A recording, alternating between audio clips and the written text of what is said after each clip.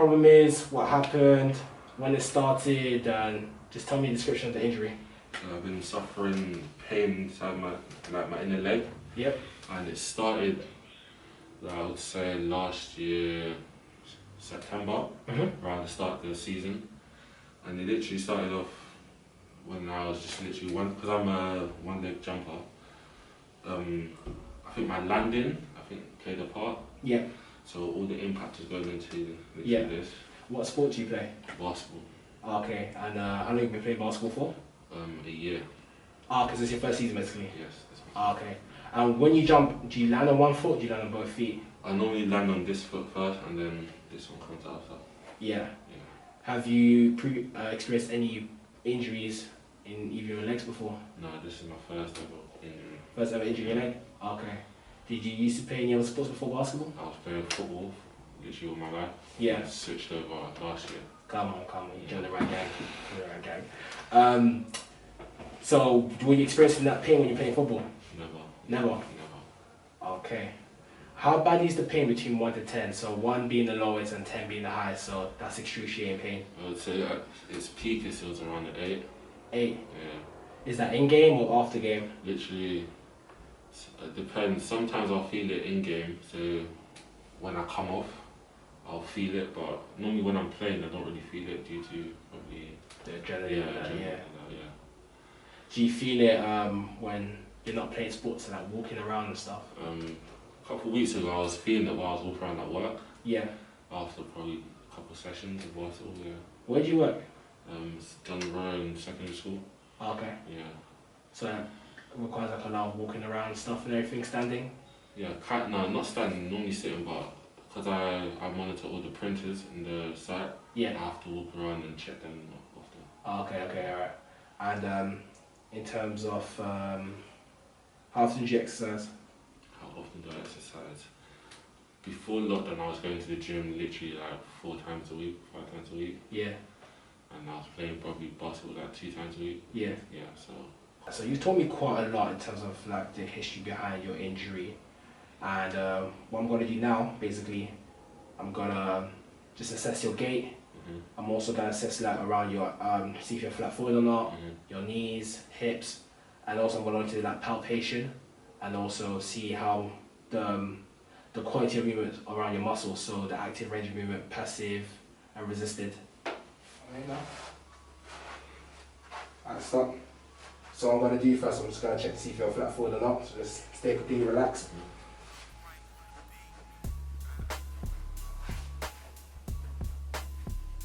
You are slightly flat-footed, you have a small arch, bigger arch on your left foot. That's alright, that's pretty good. Now I'm just going to check your knees to see whether they're caving in or caving out. You feel any pain back there when I palpate your knees? No. Point straight. Alright, cool. And also now I'm just going to check out your hips as well. So your anticipated spine right here, spine. Yes. Cool. Any pain? No. Alright, level. I'm going to do the same to the back. So your posterior superior leg spine right here. And level 2. Alright. Cool. That's alright. So I'm just going to go into palpation first of all. So I'm just going to palpate around your muscles. I'm going to start from the top of your knee. So this is your patella. This is your tibial tuberosity right here. So it's like this little bony part. I'm just going to start from here to like your tibia. Any pain when I go down there? Now I'm going to go into like your tibialis anterior here.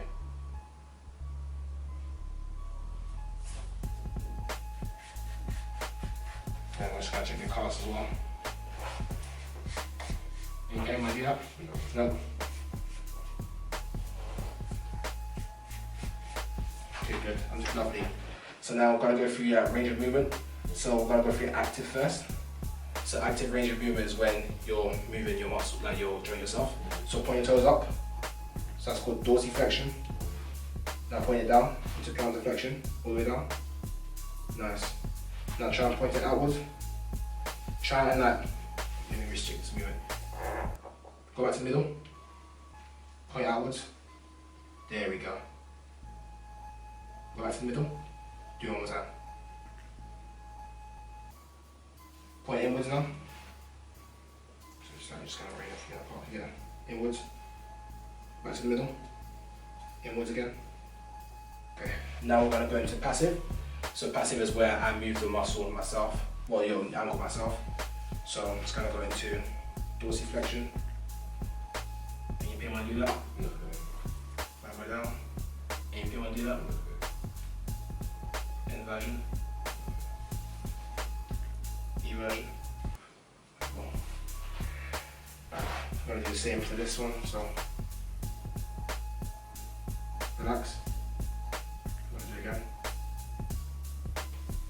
You're restricted a lot on this leg, so I can tell potentially there's a lot of tightness coming from your calves. Because like, for example, point both of these up. This one slightly goes a bit higher. If you can tell, like, did you bring it down? Bring it up together. This one is slightly higher compared to the other one. And when I've done it passively, I was able to get a lot more movement compared to that one. You feel it? Yeah. Yeah? Cool. So it's cool. So now I'm going to do resistance test. So resistance test is where I apply force while you're going through the movement. So I'll just do both at the same time. So we'll start from here. I point your toes up. Push all the way up, all the way up. Good. Equal straps, that's good. Just now come up. Go up, not up, come up. Go down.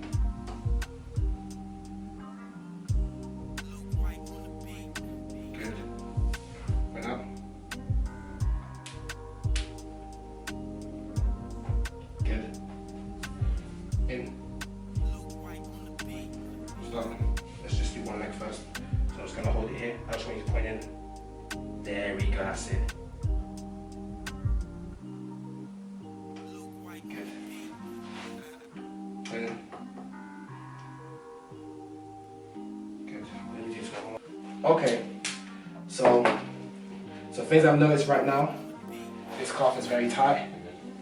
And in terms of like your tibialis anterior, one of them is slightly weaker than the other. Where are you experiencing this on this leg, right? Yeah? Yeah. So, currently from what you've told me and what I've seen, is that for me, I feel like you might potentially be experiencing posterior shin splints. So you can experience it anteriorly here or posteriorly. And you have the tibialis posterior muscle here, which allows you to plantar flex and point down. And also point your toes inwards. So that's the function of that muscle in here. So here's the thing about these type of muscles, yeah. These muscles are neglected quite a lot. So from young, everyone keeps telling us to do like calf raises and stuff like that and everything, but no one's really telling us to work on the muscles around here. So these have been neglected for a long time, and a lot of tension and weakness has built up around it. And the issue of having like tight muscles is that, for example, let's say these are your muscles, yeah? So, and you're contracting, this is not very efficient. Well, your muscles are fibers. So if you're able to lengthen them, you're gonna be able to get much more of a efficient contraction. So there's less likely for you to get pain, and for you to actually have a strong contraction, so you'll be able to work stronger. So in the core, you'll be able to jump a lot faster, a lot higher, move faster.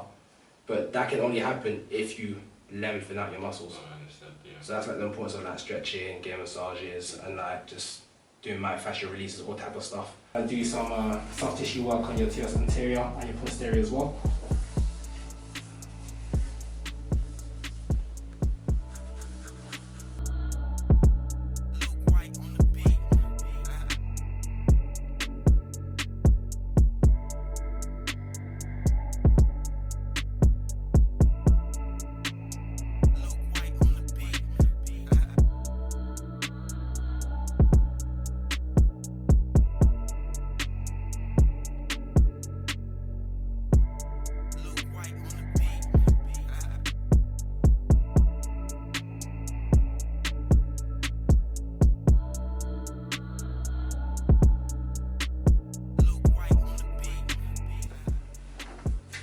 This difference is nuts, man. And, especially when I first was recovering, I was focused on my left. Bro, you can actually see the difference. It's actually crazy, fam. That leg is much bigger than the other one.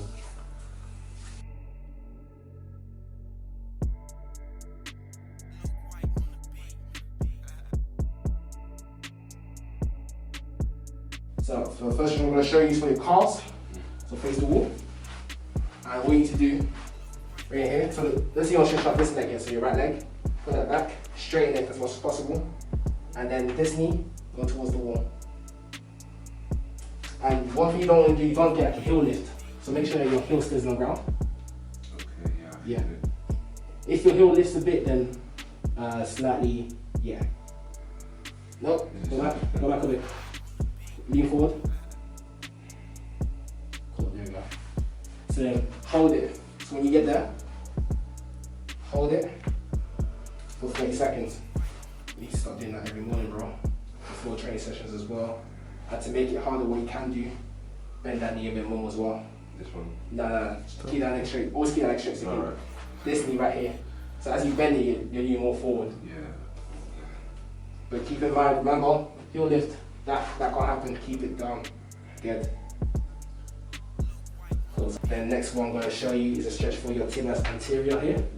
So with that one, get on the ground and place your foot flat on the ground like this. So you're going to grab both of them. And what you need to do, so the camera can see as well, you need to just sit down, all the way down, as far as you can go. Cool. And then slightly lean forward, and then I want you to just push up. Do you feel the stretch? Yeah. So hold that for like 15 seconds, or if you can 30, if you've got the upper body strength. This will be very good for your calves. But we need to get your calves to go in there too. Have you used it before? Okay, so use it.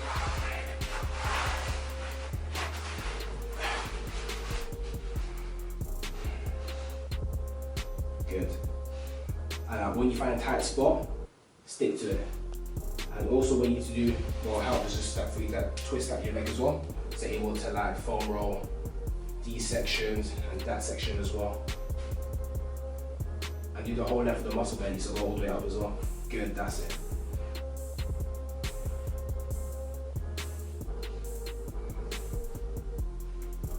Cool. You could also foam roll this. So this will feel slightly different.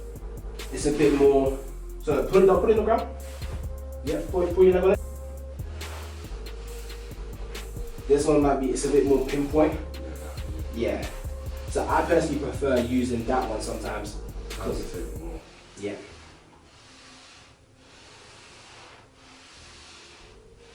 So make sure to do that on both legs. I say roughly spend like a minute of foam rolling so you can get you going for the day. Then for your tibialis anterior, this muscle here, use this. Well,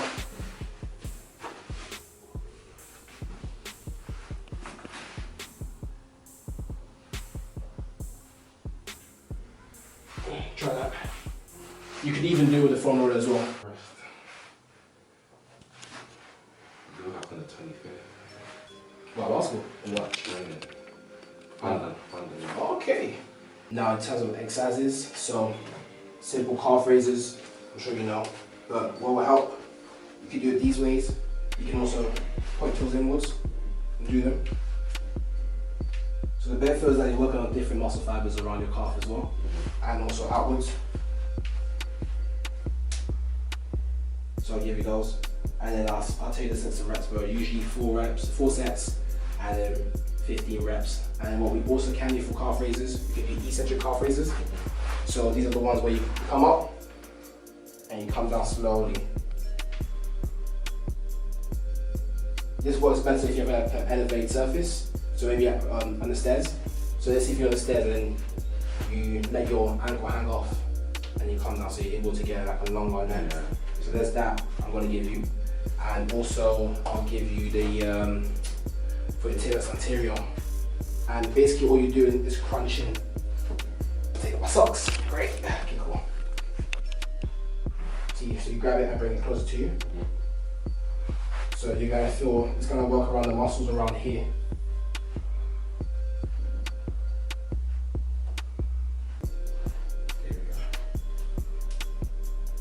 There we go. Yeah. So that's one exercise I'm going to use for that. So I'll say do that 4 times. So when you get home, towel. And to make it harder, you can basically add like a weight at the end. So maybe like a book. That'll help out a lot. put it together anterior. So the first step will be for us to point our toes up, put that for 2 seconds, 1, 2, and after that we're gonna lift up the whole ankle. But doing next to the wall so you get some sort of support. Alright, come back down. Break the toes first. Good.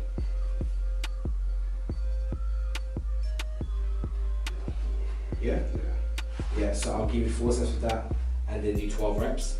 And if you're a resistance band at home, what we can use this. So get somewhere you can hang it around, and then after that, bring it down, come up, hold it. I normally do it sitting down, so I pull up like that. Like that? Yeah, so when I put it under my leg, Yeah. under my foot, Yeah. I pull up. That's fine then, that'll work, same thing. And these are all the exercises. So for that, 4 sets, 12 reps, to make it harder, get a different resistance band, or you can literally just hold down the tension a bit more. And those are the exercises I'm going to give you. Run, roll. Alright, man.